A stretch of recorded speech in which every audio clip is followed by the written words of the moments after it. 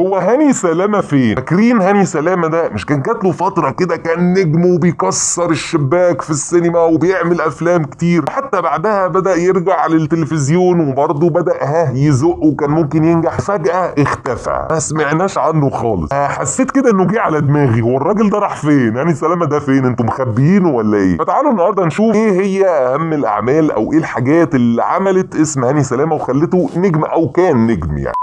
هاني سلامة ما اقدرش اقول انه ممثل جامد جدا، يعني هو ممثل لطيف وبيأدي ادوار كويسه وعمل كمان ادوار طيب وعمل ادوار شر، بس ما اقدرش اقول ان هو مثلا اجمد ممثل في جيله من حيث القدرات التمثيليه. لكن بحس ان هاني سلامة شكلا هو مختلف عن كل الجيل بتاعه، اللي يعني لو انا هحطه مع جيل السقا وكريم عبد العزيز واحمد عز اللي هو بدايه الالفينات. ليه بقول كده؟ لان هو شكله جان ومع ذلك هو ما راحش للسكه مثلا بتاعت احمد عز. ما احمد عز كانت بدايته جان بس راح بقى للاكشن وحاجات شعبي وحاجات ضرب لا هو ما راحش لده وفضل مكمل، يعني حتى ما عملش جسم العضلات والحاجات دي. فده معناه انه كان ممكن يكون ليه لون مختلف. يمكن بس كانت مشكلتي الوحيده مع هاني سلامة ان هو كان عنده كميه جرأه ومشاهد من تحت كتير جدا في اغلب الافلام، بس برضه للامانه ده لا يمنع كان عنده افلام ما فيهاش الكلام ده وكانت حلوه جدا وفيها قصه لطيفه قوي.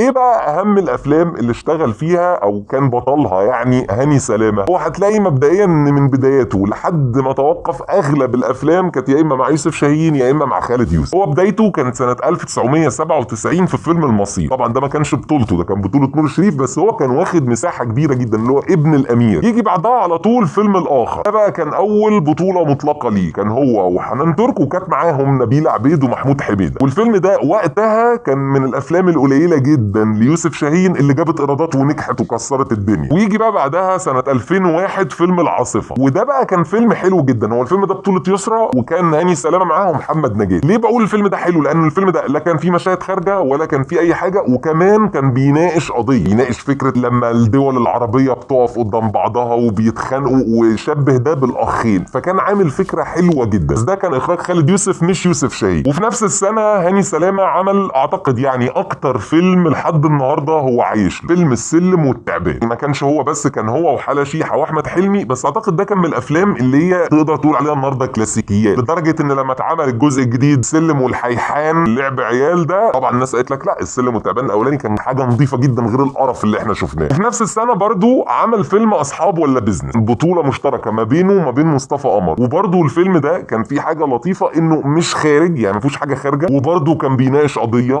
اخواتنا، وفي نفس الوقت هو كان يعني في برضو كده حته كوميديا لطيفه. كان فيلم تجاري، والفيلم ده يعتبر برضو من الافلام الناجحه لمصطفى قمر والهاني سلامة. سنه 2003 عمل فيلم اسمه ازاي تخلي البنات تحبك. هو يمكن الفيلم ده ما بيتعادش كتير ومعرفش كل الناس هتبقى عارفاه ولا لا، بس لو اتفرجت على الفيلم هتلاقي ان بطل الفيلم ده بحقه حقيقي هو كان احمد عيد. كان عنده كميه كوميديا وافيهات، يعني رغم ان البطوله كان هاني سلامة وسمية الخشاب، بس تحس احمد عيد كان تقيل جدا في الضحك في الفيلم ده. وبعدها سنه 2004 عمل فيلم اسمه حالة حب، ده كان بطولته مع تامر حسني. قصته حلوه ما فيهوش مشاهد خارجه، تمثيل الاتنين بصراحه فيه كان كويس جدا، بس يمكن الفيلم ده مش من الافلام اللي بتتعاد كتير، عشان كده برضو اعتقد مش اغلب الناس هتبقى عارفه الفيلم ده. ويجي بقى سنه 2005 ويعمل فيلم بالنسبه لي ده من اهم الافلام اللي هاني سلامة عمل، فيلم انت عمري، كان بطولته وبطوله منى شلبي ونيلي كريم. والفيلم ده على فكره كان فيه تمثيل حلو جدا، قصه حلوه جدا، رغم ان هو ما كانش فيه رساله، هي كانت قصه انسانيه، واحد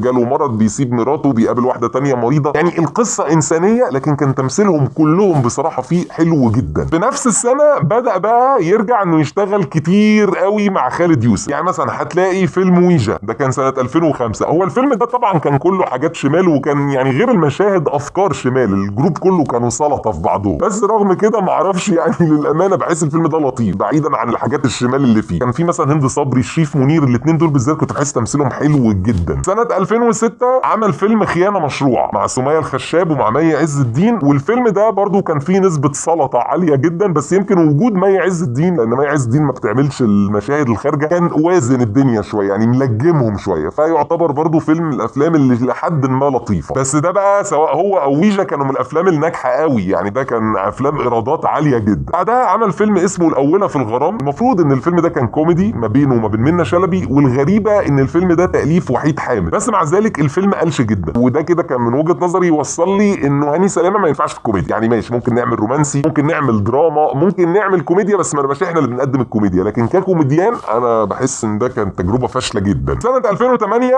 عمل يعتبر انجح فيلم في تاريخه من حيث الايرادات، اللي هو فيلم الريس عمر حرب. ورغم ان الفيلم ده نجح جدا، بس بالنسبه لي ده اقبح فيلم انا ممكن اشوفه. افكار شمال، مشاهد شمال، استاذه سميه ومدام غدا كانوا واخدين راحتهم زياده عن اللزوم. وحتى بعد ما الفيلم خلص طلعنا بقى في حته هي البوسه كانت حقيقيه ولا مش حقيقيه، يعني دخلنا كده في حاجات خارجه قوي. سنه 2009 عمل فيلم اسمه السفاح، وده كان بيتكلم عن قصه حقيقيه، قضيه في مصر اسمه سفاح المهندسين. يمكن الفيلم ده كانت فكرته لطيفه، بس لو اتفرجت عليه هتفهم هو ليه ما نجحش، لان هو ما تقدمش بشكل كويس، يعني ما عرفش يظبط التوليفه بتاعت انك بتنقل قصه واقعيه. فالفيلم ده ما حققش نجاح كبير. ويجي بعدها اخر فيلم ليه في السينما كان سنه 2011، وهو فيلم لا مؤاخذه واحد صحيح، ما طبعا بطولته مع مدام رانيا. هيبقى اسم الفيلم ايه؟ وده كان فيلم برضو كله حاجات خارجه وحاجات شمال. يعني بالنسبه لي ده كان برضو فيلم مش لطيف، رغم ان الفيلم ده نجح على فكره وجاب ايرادات وكان برضو يعني بينافس بيه. يعني من بعدها وقف خالص سينما. رجع بقى في 2013 بعد سنتين في الدراما. عمل اول مسلسل ليه اللي هو مسلسل الداعيه، والمسلسل ده كانت فكرته حلوه. والغريبه بالنسبه لي ان تمثيل هاني سلامه كان متطور، كان عامل الدور حلو جدا. فبدايه دراما قويه. بدا بقى بعدها يعمل كده شويه مسلسلات ما اعتقدش انها كانت انجح حاجه. يعني مش عارف، طاقه نور، بين السماء والارض، رغم ان ده متاخد عن فيلم اصلا مصري قديم اللي هو متاخد عن روايه، فوق السحاب، قمر هادي. كان اخر مسلسل اسمه ملف سري سنه 2022.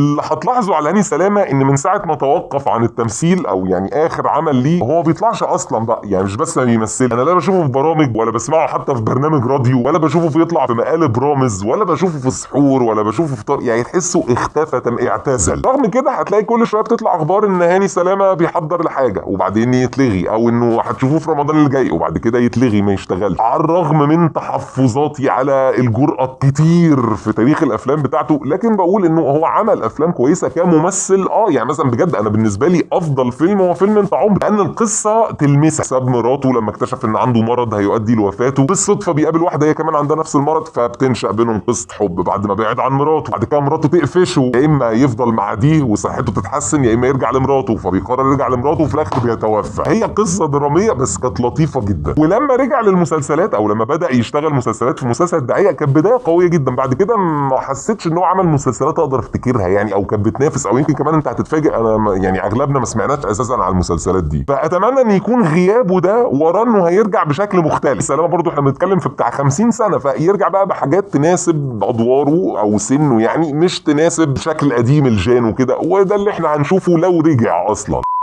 ودلوقتي جينا لميعاد سؤال الحلقه. لو انت كنت بتتابع هاني سلامه، ايه اكتر دور او اكتر فيلم او اكتر مسلسل ليه انت فاكره وممكن تتفرج عليه اكتر من مره؟ وايه، انا مش هقول اوحش، اجرأ عمل هو عمله، لان هو ليه اعمال كتيره جدا جريئه. اكتبوا لنا بقى ارائكم في التعليقات. خلاص، استاذنكم بقى اللايك والشير والكومنت والسبسكرايب، تفعل الجرس لو انت اول مره تشوفنا. لو انت من العتاوله اللي عارفيننا من قبل كده، القناه هتلاقي فيها سلسلتين، سلسله ملخصات وسلسله تقييمات لافلام ومسلسلات عربي اجنبي قديم جديد، او تريلرز لحاجات لسه هتنزل، وسلسله هبديه في حب الفنانه الفلانيه، وسلسله 10 افلام مسلسلات. فاخد لك لفه، قولي اللي عاجبك اللي مش عاجبك، وبنختم بالكلمه بتاعتنا، كلمه ايه؟ غيره.